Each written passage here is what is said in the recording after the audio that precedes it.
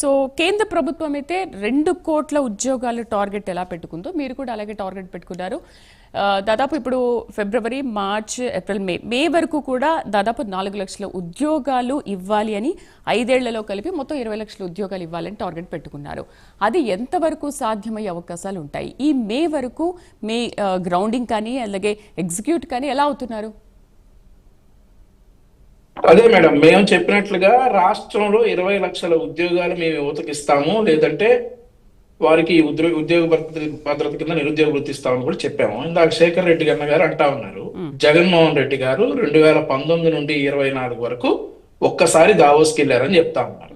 అవును, ఒక్కసారి దావోస్కి వెళ్ళారు. 2020లో జనవరిలో దావోస్ లో సభలు జరిగాయి. 2021 వర్చువల్ గా జరిగింది. 2022 ఒక్క సంవత్సరం జగన్మోహన్ రెడ్డి గారు దావోస్కి వెళ్ళారు. మే 22 నుండి మే 26 వరకు జగన్మోహన్ రెడ్డి గారు దావోస్కి వెళ్ళారు. ఆ తర్వాత 2023లో ఆయన మన గుడివాడ అమర్నాథ్ గారికి బాగా చడేసి దావోస్ వెళ్ళాల. డిగ్రీలు ఉంటుంది కాబట్టి వెళ్ళలేదు అని కూడా గుడివాడ అమర్నాథ్ ఈ విషయం గురించి మాట్లాడారు. అంటే -5 నుంచి 10. మరి ఇప్పుడు సీఎం వెళ్తున్నారు కదా, జగన్మోహన్ రెడ్డి గారు ఒక చంద్రబాబు నాయుడు అని మాత్రమే కాదు, ఎన్నో దేశాల నుంచి కూడా ఎంతో మంది సీఎంలు అక్కడికి వెళ్తున్నారు, మీటింగ్లు, సమ్మిట్ హాజరవుతున్నారు. ఏంటి వాళ్ళందరికీ చలి ఉండదు కానీ ఈయనకు మాత్రం చలి ఉంటుందా అని ఈయనొక్కడికే పాపం చెప్పుకోగలరా మేడం? రోజు స్నానం చేయటం కూడా కుదరదంట దావోస్ లో. అవన్నీ చెప్పుకోలేక పాపం వాళ్ళు దావోస్కి వెళ్ళక దావోస్ నే మరి విశాఖపట్నం తీసుకొచ్చారంట. దావోస్ నే విశాఖపట్నం తీసుకొచ్చి ఐపాక్ టీం మొత్తానికి సూటు బూట్లు కొని ఐపాక్ టీం మొత్తాన్ని దించేసి వాళ్ళు శేఖర్ రెడ్డి అన్న చూస్తే ఒక విషయం గుర్తొస్తా ఉంది. మనం చెయ్యని విషయాన్ని కూడా కాన్ఫిడెంట్ గా చెప్తే జనాలు నమ్మేస్తారు అనేటటువంటి విషయానికి శేఖర్ రెడ్డి అన్నని బ్రాండ్ అంబాసిడర్ గా పెట్టొచ్చు. అయితే శేఖర్ రెడ్డి అన్నారు ఇంకొక విషయం కూడా, అది 2014 నుండి 19 వరకు మీరు అమలు పరిచారు, దాన్ని ప్రజలందరూ కూడా నమ్మారు. కానీ 2019లో మీరు అధికారంలోకి రాగానే మనం చెయ్యని విషయాన్ని కూడా కాన్ఫిడెంట్ గా చెప్తే జనాలు క్వశ్చన్ చేస్తారనే సంగతి మీరు గుర్తుపెట్టుకోవాలి. 2,35,000 ఉద్యోగాలు ఇచ్చేసాం మేము అని శేఖర్ రెడ్డి అన్న గారు చెప్తున్నారు. ఈ వాలంటీర్ ఉద్యోగాలే, ఈ చేపలు, ఫిష్ మార్కెట్లు, ఉద్యోగాలు 2,35,000 ఉద్యోగాలు ఇచ్చేశారు శేఖర్ రెడ్డి అన్న గారు. ఇప్పుడు కూటమి ప్రభుత్వాన్ని లేదంటే గత తెలుగుదేశం ప్రభుత్వాన్ని శేఖర్ రెడ్డి అన్న గారు విమర్శిస్తా ఉన్నారు. ఆ తర్వాత 2024లో అసలు వీళ్ళని దావోస్ ఎందుకు వెళ్ళలేదని కూడా అడగల. 2024లో జనవరి 15 నుండి 19 వరకు దావోస్ లో సభలు జరిగాయి. అసలు వీరు ఎందుకు వెళ్ళడం లేదు అని కూడా ప్రజలు క్వశ్చన్ చేయడం మానేశారంటే వీళ్ళని అడిగి కూడా వేస్ట్లే అనే స్థాయికి జగన్మోహన్ రెడ్డి గారి ప్రభుత్వం వెళ్ళిపోయింది. 2023లో మేడం మరి ఒకసారి మనం గుడివాడ అమర్నాథ్ గారు ఏంటా నా తల బాదుకుంటారు ఎందుకన్నా, వాస్తవాలే కదా నా చెప్తుంది, వాస్తవాలే కదా చెప్తా ఉన్నాం.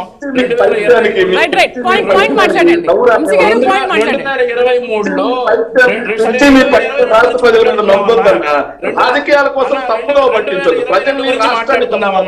2022లో మే 22 నుండి 26 వరకు ఈ దావోస్ పర్యటన అయిపోయిన తర్వాత పెట్టుబడుల విలువ ఇంకేముంది, పెట్టుబడులన్నీ ఆంధ్రప్రదేశ్ రాష్ట్రానికి వచ్చేస్తున్నాయని సాక్షి పేపర్ లో చూసి పాపం అప్పటి బీజేపీ అధికార ప్రతినిధి రంకా దినకర్ గారు ఈయన ఒక రైట్ టు ఇన్ఫర్మేషన్ యాక్ట్ లో అప్లై చేశారు. అమ్మా మన కంపెనీకి జగన్మోహన్ రెడ్డి గారు వెళ్ళారు కదా, ఎన్ని కంపెనీలు వచ్చినాయి, ఎంత పెట్టుబడులు ఆంధ్రప్రదేశ్ రాష్ట్రానికి వచ్చినాయి చెప్పండి అంటే రైట్ టు ఇన్ఫర్మేషన్ యాక్ట్ ప్రకారం 2022లో మే 22 నుండి మే 26 వరకు జగన్మోహన్ రెడ్డి గారి హయాంలో వెళ్ళిన దావోస్ పర్యటనకు వచ్చినటువంటి కంపెనీలు 0, వచ్చినటువంటి పెట్టుబడులు 0, వీళ్ళు వెళ్ళడానికి అయినటువంటి ఫ్లైట్ టికెట్లు కావచ్చు, వీళ్ళు అక్కడ చేసినటువంటి హోటల్ టికెట్లు కావచ్చు, వీళ్ళు అక్కడ చేసినటువంటి టిక్ టాక్ రీల్స్ కావచ్చు ఆంధ్రప్రదేశ్ రాష్ట్ర ప్రజలకు భారంగా మారాయని చెప్పేసి ఆ రైట్ టు ఇన్ఫర్మేషన్ యాక్ట్ ప్రకారం తెలిసినటువంటి విషయం.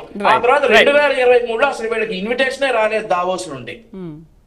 అది అప్పటి ప్రతిపక్షం క్వశ్చన్ చేస్తే గుడివాడ అమర్నాథ్ గారు ప్రెస్ ముందుకు వచ్చేసారు. గుడివాడ అమర్నాథ్ గారు ప్రెస్ ముందుకు వచ్చేసి 2023లో ఇన్విటేషన్ వచ్చింది, కానీ మేము 2023 మార్చిలో దావోస్ నే విశాఖపట్నం తీసుకొస్తున్నాం అన్నట్టు ఇందాక మన శేఖర్ రెడ్డి అన్న గారు చెప్పినట్లు దావోస్ నే విశాఖపట్నం తీసుకొచ్చే పనిలో బిజీగా ఉన్నాం కాబట్టి అక్కడ చడిగా ఉంటది కాబట్టి మేము దావోస్ వెళ్ళలేదు, మాకు ఇన్విటేషన్ వచ్చింది అని చెప్పారు. మేడం అండర్ పెర్ఫార్మింగ్ కింద 2023లో దావోస్ నుండి ఆంధ్రప్రదేశ్ రాష్ట్రానికి ఇన్విటేషన్ రాలేదు. అదే స్థాయిలో 2024లో కూడా వచ్చి ఉండదు, వీళ్ళు వెళ్ళలేదు. ఇందాక మరి ఆయన చెప్తున్నట్లుగా వీళ్ళు చెప్పిన మాటలే మేడం, వీళ్ళు చెప్పిన మాట ఇందాక నాగేంద్ర అన్న గారు అన్నారు. ఏది 175 వచ్చేస్తున్నాయి, తీయండి రబళ్ళు, తిప్పండి రబళ్ళు అని చెప్పేసి నాగేంద్ర అన్నగారు అంటే శేఖర్ రెడ్డి అన్నగారు అడ్డం పడి ఎదవ కబుర్లు చెప్పొద్దన్నా అని అన్నారు. అన్న మీరు చెప్పిన కబుర్లే అన్న అవన్నీ మీరు చెప్పిన కబుర్లే నాగేంద్ర Right, గారు right. ఇబ్బంది వంశీ గారు, చేశారు. right, ఆ right. తర్వాత మొన్నటి వరకు శేఖర్ గారు ఏమంటారో చూద్దాం. రవిచంద్రారెడ్డి గారు మొన్నటి వరకు మీతో ఉన్నటువంటి రవిచంద్రారెడ్డి గారు నిన్న ప్రెస్ ముందుకు వచ్చేసి నేను జగన్మోహన్ రెడ్డి గారిని అడిగాను, అన్న కంపెనీలు తీసుకురావాలి కదా, మనకి ఉద్యోగాలు రావాలి కదా, దావోస్ వెళ్ళాలి కదా అంటే ఎందుకు మనం వాలంటీర్ ఉద్యోగాలు ఇచ్చాంగా అన్నారంట. సరిపోతాయా అన్న వాలంటీర్ ఉద్యోగాలు? సరే, ఎందుకు రూపాయలు వెళ్ళలేదు? సరిపోతాయా? శేఖర్ రెడ్డి గారు దానికి ఆన్సర్ చేస్తారు. శేఖర్ గారు, ఓకే, కూటమి సర్కారు వచ్చిన తర్వాత